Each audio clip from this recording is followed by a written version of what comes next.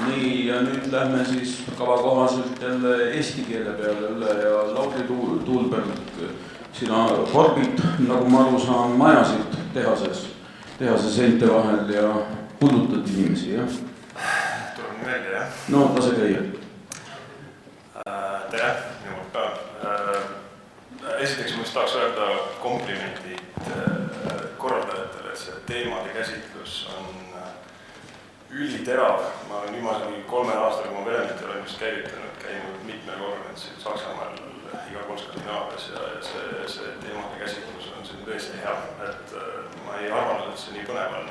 Ma eile hakkasin vaatama neid workshop'e, ma kahjuks ei olnud aega sinna tulla. Mul praegu kahetsen, et ma ei tulnud neile. Nii et, ja kusjuures me workshop'id kindlasti käsitlesite paljusid teemasid, millega meie Elemendis hetkel töötame.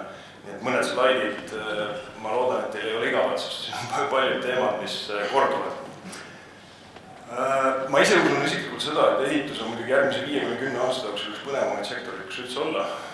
See on see sektor, mis ei ole muutunud ja hakkab just nüüd muutuma, sellepärast, et see generatsiooni vahetus toimub ja juhtivatele kohtadele tulevad need inimesed, kes ei karda tehnoloogiat ja muutusi, nii et ma arvan, et kindlasti kõik, kes siin saalis on, teil võib midagi rohkem olla ja ma arvan, et see on teie kohustus minna tagasi ja kahelda selles status quo's ja muuta kõiki neid asju, mida me arvame, et on siiamaani okei olnud. Lihtsalt väike background, et ma mõjuks teile natukene usutavana. Ma olen 2 asja õppinud, tööstus- ja tsiviilehitust, esiteks TTÜ-s ja teiseks siis selline huvitav asi nagu Industrial Engineering and Logistics Management. Kui ma lõpetasin, ma mõtlesin, et ühest sellest haridusest mul arvatavasti väga suurt praktilist kasu ei ole, aga huvitaval kombel siis ehitus ja tootmine järjest rohkem ühinevad teineteisega ja ma arvan, et seda me näeme, ütleme nüüd järgmise viimase 3 aasta jooksul on see muutus just kõige radikaalsemalt hakanud toimuma. Objektid, milles ma eelnevalt olen osalenud, ma ei ole ainult ka teoreetiku lihtsalt, et teile, et eriti kui mul siin teemad lähevad natuke võib-olla filosoofiliseks, et siis ma olen paari suure projekti peal olnud Raadiku kvartali peal, kus ma tegin oma lõputöö päris mitu korterit tehtud, siis Ülemiste liiklussõlm, mis oli FIDIC lepingu raamides ülipõnev koos Merkoga. Just kui me räägime selle avaliku sektori ja selles protsessis kirjade kirjutamine, mis seal käis, oli väga suur kooli omaette. Viimased asjad, mis ma tegin siis projektijuhina, on korterelamud ja kusjuures on lihtsalt huvitav märkus see, et viimane korterelamu 8 korda, seal me katsetasime last planner metoodikat, nii et ja paari äppi, nii et ma ütleks seda, et julgustaks ka seda katsetama, see alguses tundub naljakas, aga kui lõpuks kõik alluvõtjad sellega kaasa tulevad, siis see on väärt seda. Minu esitlus on jaotatud 4 põhilist osas. Põhilise ossa esiteks siis tehases ehitamine. Ma lihtsalt hoiatan ka seda ette, et ma jätan päris palju küsimusi õhku. Sellepärast, et ma ise usun, et hetkel ehitus on kuskil, ütleme, sellises etapis, mille puhul ma ütleks, et ta võiks hakata esialgu õigeid küsimusi küsima, mitte kohe otsima igasuguseid vastuseid teist, mitte et ta ei tohiks teisi sektoreid vaadata, et kui me räägime Industry 4.0-st või mingitest teemadest, millega tegeleb tootmine, siis ma lihtsalt ütleks niimoodi, et nad on nii palju ees, mis puudutab data, tervsüsteeme, kõike muud protsessi juhtimist või siis ka protsessi automatiseerimist, nii et lihtsalt mul on tunne, et ehitus võiks küll neid õppida, aga kõndida oma rada. Siis väärtuse lisamine, mida tähendab see, et me lisame tehases väärtust või siis platsi peal väärtust, kuidas me aega väärtustame, et see on üks asi, mis mind on viimase paari aasta jooksul kõige rohkem huvitanud ja ma saan aru, et see on jälle selline filosoofiline kontsept, et mis asi nüüd see aeg ja kuidas me seda käsitleme. Ja siis muidugi kolmandaks inimene ja masin, ehk siis automatiseerimine, ma olen nimelt siin vastandamise sisse saanud, sellepärast et mul on tunne, et enamus sellest tänapäeva retoorikast on see, et masin võtab inimeselt selle töö ära. Ma isiklikult ei usu sellesse, eriti see, kuidas me oleme oma tehases näinud, kuidas inimesest pigem moodustub see sümbioos koos masinaga, et see on pigem mitte robotid, vaid nii-öelda cobots instead of robots või midagi sellist. Ja ma võin, et ma vahepeal hüppan inglise keele peale kogemata, sellepärast, et ma enamasti mõtlen ja kirjutan inglise keeles, nii et see oli päris hull challenge seda eesti keeles teha. Ja siis viimaks andmed ka, et ma nägin, et eile oli ka Power BI-st juttu, nii et mul on ülikahju, et ma selle ei saanud osaleda, sellepärast, et Power BI andmed ja data on see, millega ma praegu nendes viimased, ma arvan, mingi 6 kuud oleme üliaktiivselt tegelenud. Paar näidet toon teile siia, kuidas me seda kasutame, me üritame just kõige rohkem tegeleda üldse data visualiseerimisega. Ja ma siis üritan sellesse raamidesse panna, kuidas siis ütleme off-site construction ja siis nii-öelda see kontrollitud keskkond võimaldab selle data kogumise ja miks on oluline.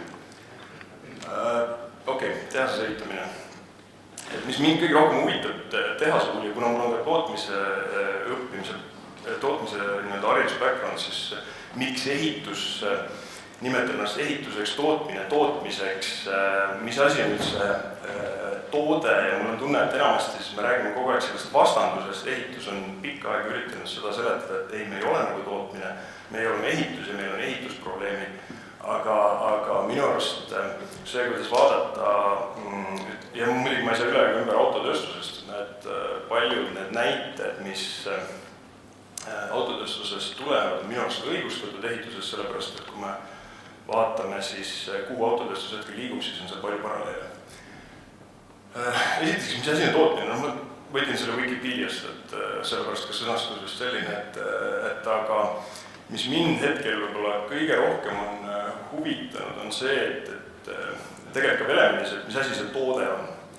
Et selles suhtes, ma saan aru, et see tundub nagu hullult lihtne, aga mul on mu enda nagu mõtteprotsess töötab niimoodi, et ma pean minema nendesse algosadesse tagasi, et siis see asi üks nagu üles ehitada, et samamoodi ka minu arust peaks seda ehitust tegema, et kui me näiteks võtame siis selle sama küsimuse, et te teete, et mis asi see toode on, kas toode on maja, et kui me võtame puitmajasektorit või siis näiteks ka kui Siim eelnevalt näitas, et see hübriidkonstruktsioonid, millesse ka meie ka kusjuures väga usume, siis mis asi see toode on, see maja ei ole meie vaatamine, mis toode, see maja saab kokku hiljem ja lihtsalt selle toote kontseptsioon on minu arust selles suhtes hästi oluline, et see, et kas me üldse räägime tootest või me räägime teenusest, et nagu product service või siis solution, et selles suhtes, et see on nagu lihtsalt see defineerib kõik ülejäänud nii-öelda protsessi ülesehitamised ja tegelikult data iseloomu või data strateegia.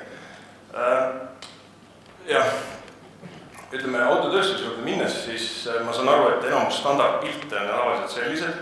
Need vaatavad siis seda 4T 20. sajandi alguse tootmist ja siis oli loomulikult iseloomulik see, et see oli suur breakthrough, see oli suur edasiminek, aga lihtsalt point on selles, et sellel hetkel tõesti oli valikus, oli must ja veel kord must, et see oli okei ja selliselt oli võimalik see kulu alla tuua, aga see, kus ütleme, autotööstus hetkel on minu arust täiesti kardinaalselt erinev, et kui me räägime hetkel autotööstuses, siis minu arust, kui ma eksis, 80% sellest on ehitatud tarneahela partneritele üles see nii-öelda OEM, ehk siis see Original Equipment Manufacturer on tegelikult see, kes selle kokku paneb, me räägime Volkswagenist ja siis on need Tier 1, Tier 2 supplierid, kelle peale siis kogu see tarneahel on üles ehitatud. Ja ütleme, selle tarneahela nagu intelligentsus määrab ära selle, kuidas see toode lõpuks, kui kvaliteetne see toode nagu on või kui tõhus see protsess on. Ja minu arust, kui jällegi tuua paralleel selles suhtes, et autotööstus ja peatöövõtt minu arust selle mudeli järgi väga palju sarnaneb, et nüüd öelda seda, et me ei saa midagi autotööstusest üle võtta, on vale, sellepärast, et tegelikult on siin ülipalju sarnaseid just protsessides. Veel jällegi küsimusi õhku, et kui me vaatame laevatööstust või lennukiehitust või siin on auto jälle sisse toodud, aga laevatööstusest eriti, et minu arust ka eesti keeles me ju laeva ehitus, mitte laeva tootmine, tegelikult see protsess on üles ehitatud tootmisele, et see, kuidas ta on komponentideks lahti lahutatud ja see küsimus alguses, kui midagi hakatakse tegema, kuidas seda tegema hakatakse. et mul on tunne, et me ehituses keskendume kogu aeg materjalile, see on betoon, siin on puit, siin on klaas, mis iganes, aga me ei mõtle seda projekteerimise algfaasis või arhitektuuri koostamise faasis, et kuidas seda võiks ehitada. Et mul on millegipärast selline tunne, et näiteks Helsingi raamatukogu pool, ma ei usutanud mõttesid alguses, et kuule, seda me prefabime.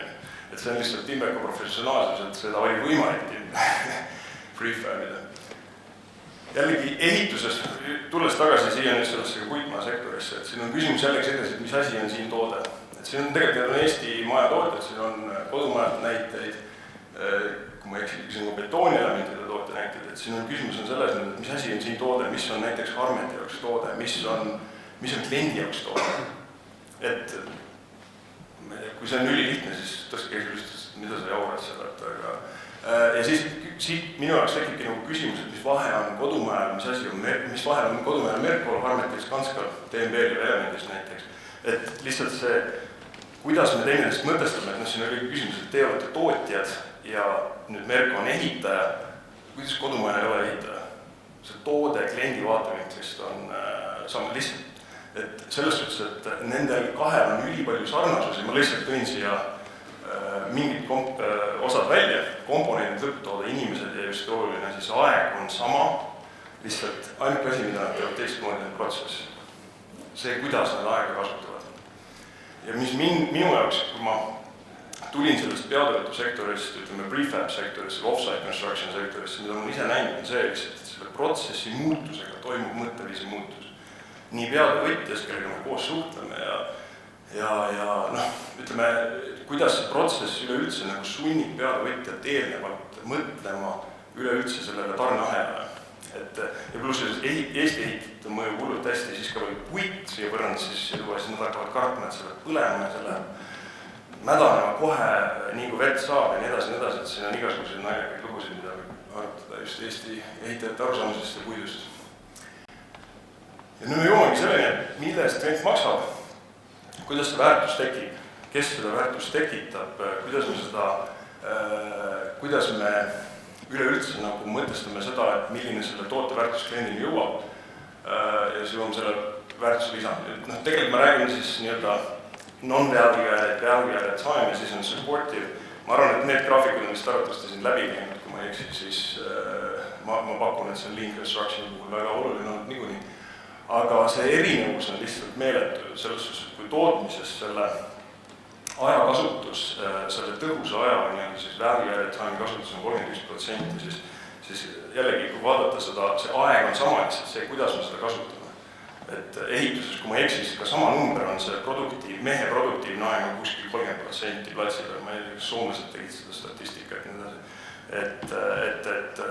Et kui siis see loov töö platsi peal on see, et ta käib suitsupausidel ja töllendab niisama ringi, siis see ei ole loovus, see on lihtsalt aja raiskamine ja sellest lõpuks maksab klient juures. Ta maksab ka selle raiskamise kinni.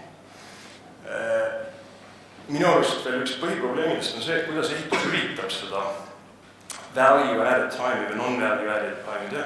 Kui tootmine pikka aega tagasi, sai aru sellest või läbi lean manufacturing metoodikat aru, et sa keskendud tegelikult sellele punasele osale seal ja vähendad neid raiskamisi, siis ehitus siiamaani üritab seda rohelist veel tõhusamaks teha ja pressida sellele taldevõtjalt veel rohkem välja. Ma tean, ma olen ise pealevõtja ka olnud, nii et see lepingute ülesehitus ja kogu see muu metoodika on täpselt niimoodi üles ehitatud. Üks kiire näide Elemendi andmetest, ma jõuan andmeteni tagasi, on see, et, ja mõnust ka siin ka korra puudutas seda, et see tootmine on siin tegelikult üliväike osa sellest protsessist, eriti kui sa selle aja peale välja jagad. Kui sa veel päriselt võtad nagu sellest lepingu hetkest kuni üleandmise hetkeni, siis see tootmise osa, kui sa võtad kõik need projekteerimised, kõik asjad, mis selles on, see data on üli raw, et selles suhtes, et see ei ole, ma arvan, et see täpsustub mõne aja pärast. Ma palusin selle lihtsalt kokku panna aja mõtte koha pealt, me tegelikult mõõdame seda sama asja rahaliselt, aga ta on umbes sama. Pool on toode, pool on teenus. Ja nüüd küsimus ongi selles, et mis asi see on, kas me oleme nüüd selle tootjad või me tegelikult oleme nii-öelda prefab partneri kellelegi. Me tegelikult tegeleme teenusega palju rohkem. See on lihtsalt üks näide. Aga samamoodi see on see küsimus, mida me hetkel enda käest ka küsime, et mis asi see on toode, teenus või lahendus. Lisaks muule, mille eest klient tegelikult, kui me räägime sellest, mille eest klient maksab, siis näiteks loomulikult ma saan aru, kas on siin B2B või B2C, et selles suhtes, kui meil on B2B valdkonnas, siis loomulikult kliendi jaoks, kellega meie suhtleme, on lisaks sellele tootele kui sellisele on oluline tööohutus, keskkonnasäätlikkus, tarnekindlus, avatus, et kui see aja kvaliteet ja maksumus, see on selline suht basic asi, mis projektijuhtimis õppimisest on nagu selge, aga lihtsalt need nüansid on tegelikult väga palju seotud ka tööstuse automatiseerimisega, ma jõuan selle automatiseerituse juurde ka tagasi, et siis korraks puudutan neid teemasid. Aga ühesõnaga, mille eest neid maksab? Nüüd, selle automatiseerituse puhul on samamoodi ülipalju küsimusi, üks nendest on miks automatiseerida, ma mäletan mingisugune pool aastat tagasi helistas üks Äripäeva ajakirjanik ja küsis ka, et kas te olete nüüd seda meelt, et Eesti tootjad kaotavad oma konkurentsieelise, kui nad ei automatiseeru, et see on, ja eriti veel jabur selle küsimuse see, et kas väiksemad peaks automatiseerima. See ei ole võimalik automatiseerida väiksematel, see automatiseerimine ei ole nagu mingisugune, nende seadmete ostmine on kõige lihtsam. Ma võin teile hinnakirjaga saata, et selles suhtes, et see nende käima panemine on see, mis on tegelikult keeruline. Ja nüüd see, et meie ennast defineerime kui automatiseeritud tootmine või näiteks Liibraku teeb seda käsitsi, siis see ei ole pointnus, see tegelikult automatiseerimine, robotiseerimine või ta võtab lihtsalt mingid taskid ja muudab neid. Et sama hästi võiks me neid käsitsi teha, meil on ka mõned konkurendid käinud umbes sellise küsimusega, palju saab inimesi lahti lasta nüüd. See ei ole point, loomulikult on vähem vaja inimesi, aga sama palju, kui meil on vähem vaja inimesi, siis inimeste kvaliteet on nii palju kõrgem. Et meie palkamismeetod, meil lihtsalt see sõel on niivõrd nagu karm, et sellepärast, et me tegeleme arvutitega, meie kogu meeskond ka tehas, shopfloori suhtleb läbi siis Teamsi põhimõtteliselt ka kontoriga ja nii edasi. Mitte, et me ise selles nüüd jube tark oleks, aga ma tõin lihtsalt välja ühe McKinsey uuringu, mis tegeles sellega, et miks automatiseerida, mis on need põhjused, miks automatiseerida. Üks on see tehniline teostatavus, et kas üldse käesoleva siis nagu tehnoloogiaga, mis on olemas, kas üldse on võimalik.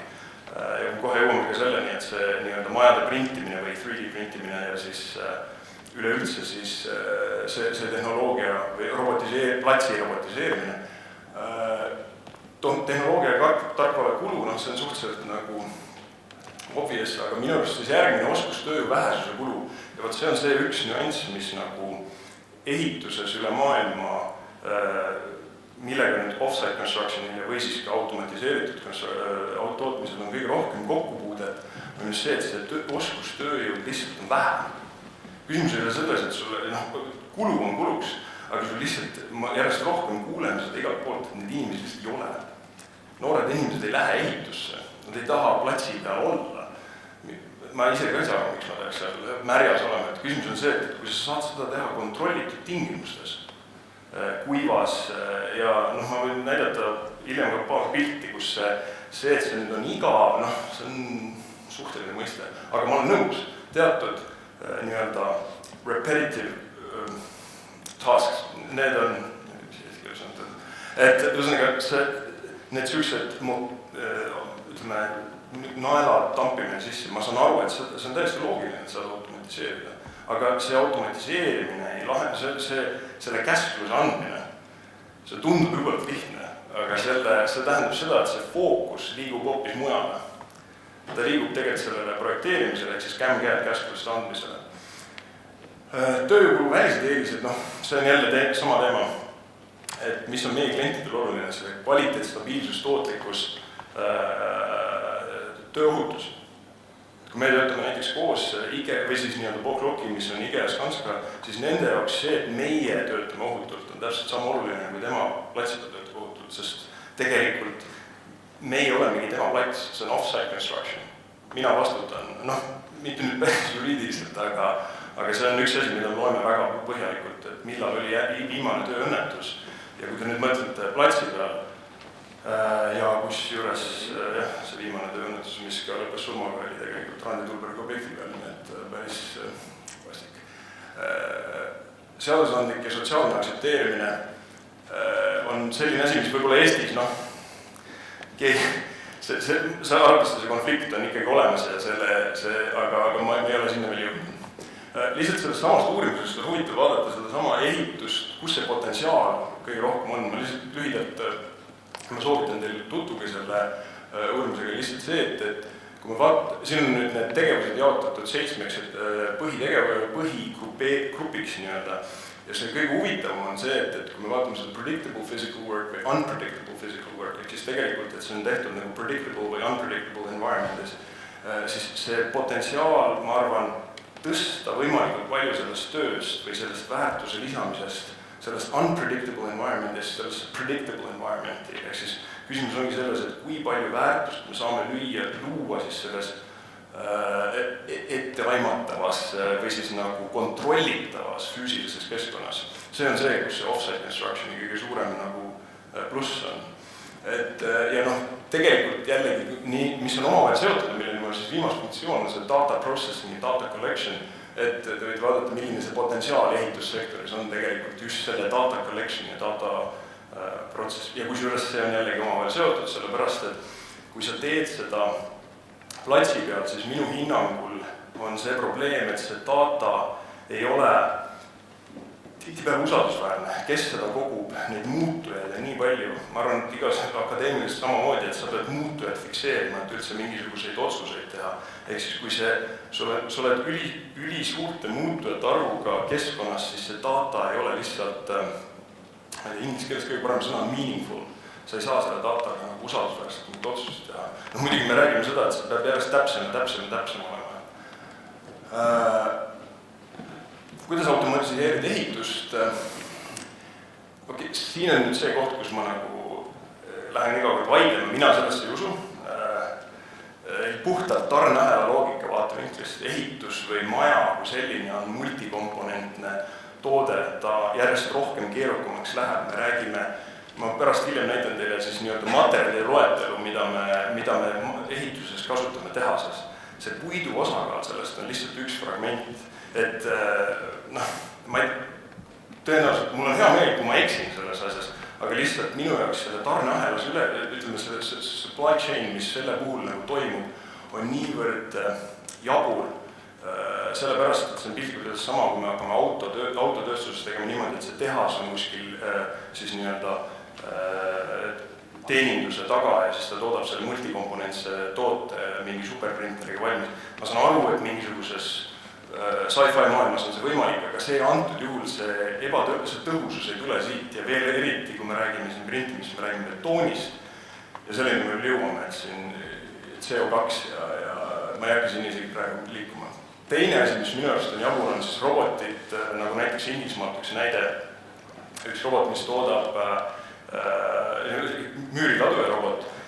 See tegelikult on nagu poolautomaat, see on kahte inimest vaja seda kontrollida. See on samamoodi, et kujutage ette, et kukarobot, kõige suurem kuka, on see käsi, automaatne käsi, mida autotööstus, kõige suurem kukarobot suudab tõsta 1,3 tonni. Ja praegu me mõtleme seda lahendust niimoodi, et tõstab neid väikseid telliseid. Need tellised on nii suured, sellepärast, et inimese käsi on nii suur. Ma lihtsalt, kui me hakkame ehitust muutma, siis me lõhume kõik ära ja hakkame siis otsast peale seda tegema. Et lihtsalt minu jaoks kui me hakkame ehituse robotiseerimist nagu mõtlema kogu seda tarneahelat ülemus, siis just peaks mõtlema selle peale, et kui me nüüd nullist peaks hakkame ehitust välja mõtlema, siis kuidas me seda välja mõtleks? Ja kui me siit jõuame selleni, et viime robotid platsi peale, siis ma millegipärast ei usu, et me jõuaks selle vastuseni. On teatud, see pilt on veits imelik siin, aga see on teatud tööd, mis ma usun, et on platsi peal automatiseeritavad ja on mõistlik need automatiseeritud platsi peal, nagu näiteks plaatimine. Et ma lihtsalt ei ütle, et on võimalik kõike, et seal tekib mingisugune trade-off selles suhtes, et on teatud operatsioonid, mis arvatavasti on pool robotiseeritavad, aga see ka on inimesega pidevalt, peab seda kontrollima. Nii et ma pigem usun sellesse, et see tellistimüür on mõistlik laduda fassaadi koha pealt siis nii-öelda tehases, et pigem usun modulaarsetes komponentides, mis on siis tehtud automatiseeritud tehases. see on lihtsalt kaks erinevat tarneahela ülesehitamist ja kliendi vaatevinklist, kas see on tehtud tehases või platsi peal, mis vahet see teeb? Ja kas see tellis on päris tellis või õhuke tellis? Ta peab lihtsalt, klienti, see on jälle omaette küsimus, et mida ma ise usun veel, mis on nagu hästi oluline on see, et ei pea kõik minema ruumilisteks mooduliteks. Ma selles suhtes, et mis mulle enda kogemusest, mis ma ütlen, et hästi õige samm tarneahelatesse sisse tuua on siis nii-öelda bathroom pods. Miks? Sellepärast, et ma mäletan, et kui ma viimane korterielamus, mis ma tegin, siis ma arvan, 80% majast ma veetsin vannitubades. Hüdro, torud, plaatimine ja nii edasi. Selles suhtes, et need on need kohad, kus minu arust enamus sellest ajast läheb raisku ja see ongi see, et ma ütlengi, et see moodul paneb piirangu arhitektuurile, aga see ei pea olema ainult moodul ja siis plats. Me lihtsalt lahutame neid komponentideks, nii nagu auto on ehitatud üles modulaarseteks tükkideks ja see tarneahelatega kokku pannakse täpselt samamoodi peaks see siin toimuma. Et sa võtad seda kõige valusam asja ja seda üritad automatiseerida ja seda on lihtne ka logistiliselt lahendada. Lihtsalt üks näide, võib-olla siis sellest tehasest tootmisest, see on üks nii-öelda tulevikuprojekt, millega tegeleb siis Radek Rootsis, see on nende testlab, ma ei tea, kas see on nüüd päriselt ühes tehases, suure tõenäosusega on arvasti. Et see on üks viis, kuidas seda teha. Meie hinnangul, kuidas need kukarobotid ei olegi veel, nende kiirus, nad on kõige jaoks sobivad. Et see on ka alati küsimus, aga muidugi minu arust nad on palju lahedamad, et üks see on pilt meie tehasest, et lihtsalt see kukarobot minu arust näeb kuulim välja. Eriti kui ta töötab. Aga mis ma siin tahan öelda on see, et ma lihtsalt valisin selle pildi just üleeile tehases olles ka, et see inimese ja masina sümbioos on just selles suhtes huvitav, et see ei ole kunagi nagu täisautomaatne. Praegu hetkel Hans vaatab siin seda, et kuidas see robot tööle hakkab, praegu teeb naelutusoperatsiooni kämm käest kästusele, aga pidevalt ta jälgib seda, et kas siin on mingi viga. Et ühesõnaga ta on nagu pigem nagu selline nagu karjus või, ma ei usu mingi paremat, sa nagu oled mingisuguses tai chi-likus tantsus masinaga, see masin teeb mingi operatsiooni ära samal ajal, kui sa nagu selle lõpetad ja kui süles nagu käia nendes suurtes saksa tehastesse, see on samamoodi, et keegi ei rapsi, keegi ei jookse kuskil, vaid lihtsalt see masina ja inimese koos töötamine. Et see masin antud juhul on lihtsalt võtnud ühe puussepa käest mingid taskid, mida ta teeb ära, ta ei võta ta tööd ära, ta lihtsalt on muutnud seda iseloomu. Ja samamoodi see paneb üli suure pressure selle peale, et ta läheb järgmisena, kui te näete siin eemal on tablet ja ta sisestab kogu aeg datat selle peale. Okei, ma selle protsessi lõpetasin, ma kohe jõuan selle datani ka, et meil on siis igas positsioonis tabletid, kvaliteedi check käib siit, kõik tehase stopid. Et me mõõdame stoppe, kui need stopid liinil juhtuvad, siis see tuleb kategooriatesse panna. Ma lihtsalt enne, kui ma jõuan nende meie näideteni, siis milleks üldse on andmeid vaja. Et ütleme üks näide lihtsalt sellest, et kui meil on see puitmaja sektor, et see puidu osakaal, ma lihtsalt värvisin siin pruuniks see osa, mis on seotud puiduga, konstruktiivne puit on näha 13,9%, siin on laudist päris palju, see on nüüd rahalises väärtuses, siis on üli palju mingisuguseid muid komponente, kõige parem on teibid, mis on lihtsalt nagu päris suur kulu, ma siin teab ka seda, ja siis igasugused kinnitusvahendid. Et lihtsalt, mis ma tahan teile öelda seda, et see enam tõestab seda, et see on väärtuse lisamine tehases. Nende tükkide kokkupanemine. Ja mõelge nüüd seda, et kui see maja peab ikkagi nendest komponentidest valmis tulema, siis muidu see oleks platsi logistika, need erinevad tükid kokku panna. Ja iga kord jääb midagi platsil puudu, iga kord on see sõit poodi ja nii edasi, nii edasi, nii edasi. See on üks näide sellest meie stoppide äpist. Siin on see andmed, mis sisse tulevad. Seda on suht kurb vahepeal vaadata, eriti kui need stopid rahalisse väärtus, kui me mõõdad aega, iga minut, mis see tähendab. Piltlikult öeldes meie hüpotees alguses oli see, et enamus sellest stoppidest on seotud joonisega, ehk siis design mistakes, ehk siis põhimõtteliselt käskluste probleemid, siis tegelikult, mis selgus on see, et on näiteks suur osa materjali, logistika ja transportööri hõivatusega ja need küsimused, need probleemid on tegelikult võimalik väga hästi lahendada puhtalt parema juhtimisega. Et meil on, tehas on samamoodi kogu aeg online suhtluses disainerite ja kogu meeskonna, kui mingi stopp tuleb, siis see tuleb, õnneks küll minu äppi ei tule see, ma ei tahtnud seda näha, et mingi tehas peatus on, aga lihtsalt need stopid on kogu, et ma lihtsalt ütlen, see on üks viis, kuidas seda datat kasutada, et kogu see meeskond kokku siduda, et nad kõik on teadlikud mingisugusest probleemist ja kogu aeg. Et mis ma seda data kohta, ma ei hakanud seda tõlkima, sest ma ei oska seda sõna insight normaalselt eesti keelde tõlkida. See point, mis asi on data, et minu jaoks, meie jaoks hetkel on see, et kuidas data kokku panna, kuidas sellest teha info ja siis selle info baasilt läbi visualiseerimise hakata otsuseid tegema. Ja ütleme, mis ma veel tahan ja mis mul sõnum oli selle lähipäevaanekutes, et digitaliseerimine, automatiseerimine ei ole eesmärk, see on mõtteviis. See ei saa olla eesmärk omaette, et see peab toetama teie äri goal'e, et see saab olla eesmärk, et see on lihtsalt vahend. Ja selle vahendiga on võimalik läbi offset construction'i, läbi automatiseerimise, läbi digitaliseerimise on minu arust võimalik siis koguda usaldusväärseid, täpseid ja ajakohaseid andmeid. Ja kui küsida, milleks seda vaja on, siis minu meelest on sellel üks põhjus, et on kliendi kogemuse juhtimine. Minu arust ehitus on üks sektor, mis nagu selle kliendi kogemuse valdkonnaga absoluutselt ei tegele. Ma saan aru, et need kliendid on erinevad ja on see lõppklient ja nii edasi, aga lihtsalt see küsimus peaks olema meil juures, et kuidas me seda käsitleme ja nii edasi. Kokkuvõte. Ühesõnaga, need olid 4 punkti, mida ma käsitlesin. Ma ütleks nendele samale 4 punktile lihtsalt see vastus, et oluline kontrollitud keskkond minu jaoks ehituse parandamiseks, see aja tõhus kasutamine, aja väärtustamine. Meil on kõigil 24 tundi, mingi osa sellest võiks magada ja perega koos ja siis ülejäänud võiks tööd teha, mis on minu arust kõige kurvem on see, kui seda aega raisatakse lihtsalt.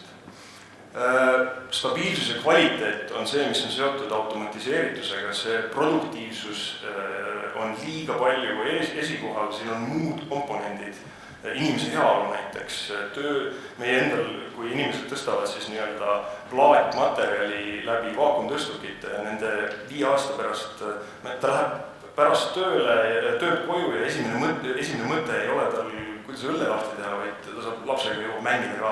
Lihtsalt pisi asi arvatavasti, aga pikemas perspektiivis on see ülioluline asi. Ja kliendi kogemuse juhtimine. Ja kui ma võiks üldse mingid soovitused öelda oma pisikse kogemuse põhjal, mida ma olen olnud peaduvõtus ja kui ma olen ka nüüd Skandinaavia nii-öelda prefab sektoris olnud ja suhelnud väga suurte Skandinaavia ehitusfirmadega, siis lihtsalt esimene on see, et ehitab üles pikaajalise partnerluse, mitte kohtukeisse. Et meil ei nüüd edasi paremat sõna. Lihtsalt see lepingut ülesehitus, kuidas me sellele läheneme, see ei ole nii, nagu autodes seda teeb. Et minu arust see on see jälle koht, kus me võiks õppida, et see zero-sum game, kus me nagu lihtsalt üks kaotab ja teine võidab, see on nonsense.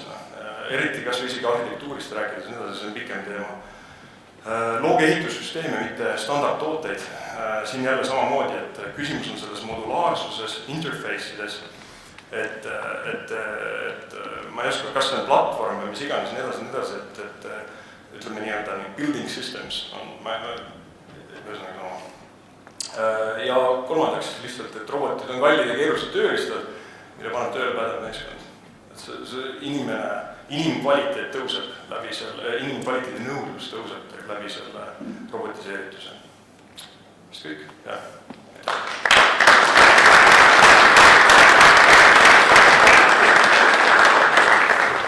No nii, Lauri näol on meil tegemist siis ehitusfilosoofiga, jah?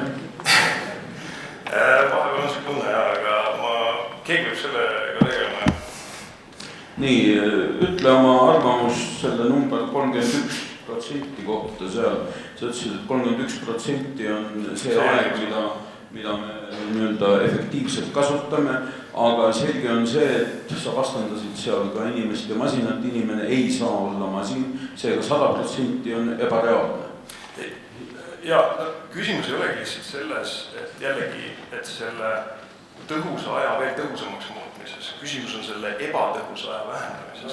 Et küsimus on lihtsalt selles, et näiteks kui ma võtan ka seda mingit suuremat projekti, kus logistika, materjalide liigutamine, ma olen enda kogemusest näinud seda, kus mehed tulevad kell 9 tööle, sa avastavad, et üks komponent on puudu kuskil.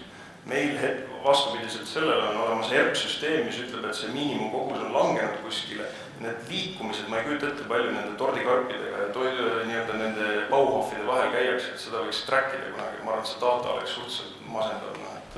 Et lihtsalt ma ütleks, et need pisike ajaraisk, mis kogu aeg toimub. Ja näiteks kui meil tulevad mehed tööle, nad skännivad sõrmejällega sisse, 15-minutine paus, 2 tükki päeva, 30-minutine lõuna, 8 tundi on täpselt ära kasutatud. Sa ei pea kiiremini tegema, sest kui sa teed kiiremini, siis sellest saab uus norm, aga lihtsalt sa pead tegema täpselt selle ajaga, mis on plaanis. Sest plaan on seotud eelarvestusega, eelarvestus võtab sisse ERP-süsteemis materjalid ja aja, me trackime iga kihi aega, et sa ei pea kiiremini tegema, sest eelarvestus on seotud sul selle ajaga. Et nii kui liin seisab, siis jah. Kogu elu on ikkagi üles ehitatud plaanimajandusele?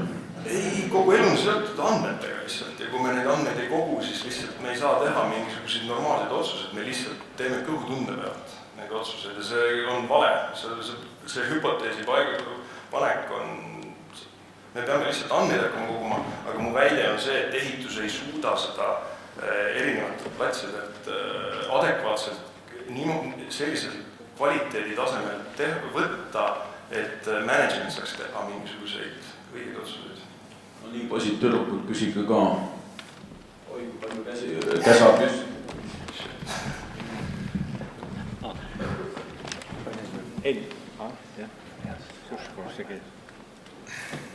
Et ma küsin, et mitme näpujälje taga on Ukraina DNA? 0, me katsetasime 2.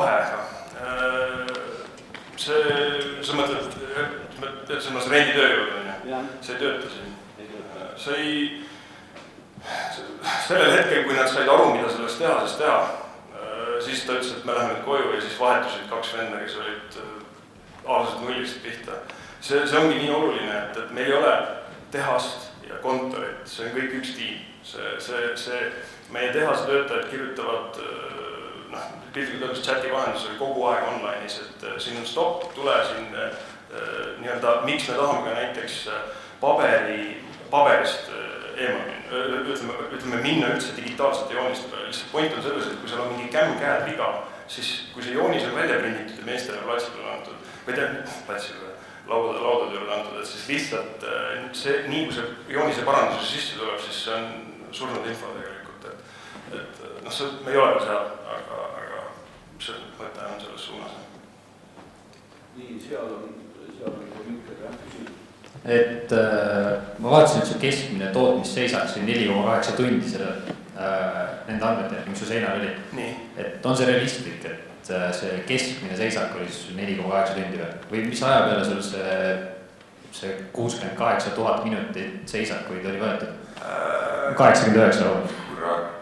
Ma arvan, et äkki pärast ma võin vaadata seda reaalset datat, võib-olla data ei valeta. Ei, aga kus juures ega teatud projektide raames, näiteks kui tuleb uus projekt sisse ja me oleme selle disaininud, kõige hullem on see disain tuleb väljast. Me oleme katsetanud ka sellega. Meil just hiljuti oli see näitajate arv on lihtsalt väga kurb. Seisakud on pidevalt kogu aeg. Et lihtsalt, mis ma ütlengi niimoodi, et meie puhul on see palju rohkem, see on ülimäärava tähtsusega, milliseid projekte me sisse võtame, kuidas me selle disainile läheneme. Et selles suhtes, et ma võib-olla seal oli ka osa summeeritud, seal on 3 tiim, mis võtavad kokku, et ma arvan, et me ütleks nii, et me töötame veel hetkel selle kallal, et kuidas seda visualiseerimist üles ehitada, et enamus sellest, mis meil seal on rahaliselt, ma ei tahtnud neid siia igaks juks tuua, et see on üks ekraan lihtsalt, et meil on kuskil 9 dashboardi hetkel, mis on nagu põhiliselt nagu kasutatud. Midagi sellest on nõukogule, midagi sellest on management tasemel, midagi sellest on, aga nõus, need stopid on. No nii, teeme ühe küsimuse veel ja kui ma küsiks üldse küsimuse, et kas meil on vaja muuta ka mingit midagi, ütleme siis ehitusinseneride ettevalmistuses. Et selles mõttes, et või peame leppima sellega, et tulevikus on tööstustehnika valdkonnast on meil vaja rohkem inimesi kui ehitusvaldkonnast.